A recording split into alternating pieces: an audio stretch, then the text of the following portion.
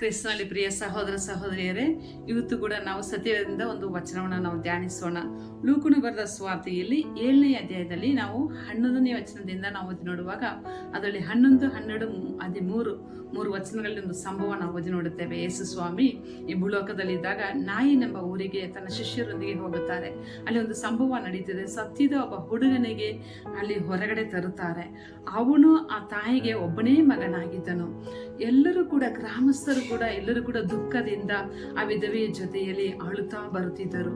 ಯೇಸು ಸ್ವಾಮಿ ಏನು ಮಾಡಿದರು?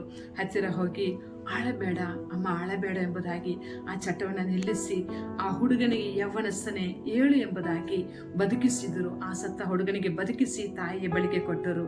ಇಲ್ಲಿ ನಾವು ಒಂದು ಮುಖ್ಯವಾದ ಒಂದು ಸಂಭವ ನಾವು ನೋಡುತ್ತೇವೆ. ನೋಡಿ, ಅನೇಕರು ಗ್ರಾಮಸ್ಥರು ಇದ್ದರು, ಆದರೂ ಕೂಡ ಅವರಿಂದ ಏನೂ ಮಾಡೋಕ್ಕಾಗಲಿಲ್ಲ, ಜೊತೆಯಲ್ಲಿ ಅಳುತ್ತಾ ಇದ್ರು. ಆದರೆ ಯೇಸು ಸ್ವಾಮಿ ಬಂದಾಗ ಅಳಬೇಡ ಅಂತ ಆ ಅಳುವಿಕೆನ ನಿಲ್ಲಿಸಿ ಆ ಒಂದು ಹೆಂಗಸಿಗೆ ಶಾಶ್ವತವಾದ ಒಂದು ಆನಂದವನ್ನು ಕೊಟ್ಟರು. ನಮ್ಮ ಜೀವನದಲ್ಲಿ ನಾವು ನೋಡುತ್ತೇವೆ, ನಾವು ದುಃಖದಲ್ಲಿದ್ದಾಗ, ಕಷ್ಟದಲ್ಲಿದ್ದಾಗ, ಸಂಕಷ್ಟದಲ್ಲಿದ್ದಾಗ ಅನೇಕ ಜನ ಬಂದು ನಮಗೆ ಹೇಳ್ಬೋದು, ನಮಗೆ ಕಂಫರ್ಟ್ ಮಾಡ್ಬೋದು, ಸಂತೈಸುವಿಕೆ ಹೇಳ್ಬೋದು. ಆದರೆ ಯೇಸು ಸ್ವಾಮಿ ನಮ್ಮ ಜೀವನದಲ್ಲಿ ಬಂದಾಗ ಆ ಒಂದು ಕಣ್ಣೀರನ್ನು ಆನಂದವಾಗಿ ಬದಲಾಯಿಸ್ತಾರೆ. ಪ್ರಿಯರೇ, ಆ ಒಂದು ಹೆಂಗಸಿ ಕೂಡ ಯೇಸುಸ್ವಾಮಿ ಬಳಿಯಲ್ಲಿ ಬರಲಿಲ್ಲ, ಆದರೆ ಯೇಸು ಸ್ವಾಮಿ ಹುಡುಕಿ ಆಕೆಯ ಬಳಿಗೆ ಹೋದರು. ಅದೇ ಥರ ಇವತ್ತು ಕೂಡ ನೀವೇನಾದರೂ ಕಷ್ಟದಲ್ಲಿದ್ದರೆ, ದುಃಖದಲ್ಲಿದ್ದರೆ, ನೋವಿನಲ್ಲಿದ್ದರೆ ಯೇಸು ಸ್ವಾಮಿ ನಿಮ್ಮ ಸನ್ನಿವೇಶನಕ್ಕೆ ಹುಡುಕಿ ಬರುತ್ತಾರೆ. ನಿಮಗೆ ಕಣ್ಣೀರನ್ನೆಲ್ಲ ನೀಗಿಸಿ ನಿಮಗೆ ಆನಂದ ತರುತ್ತಾರೆ. ಆ ಯೇಸು ಸ್ವಾಮಿನ ನಂಬಿರಿ.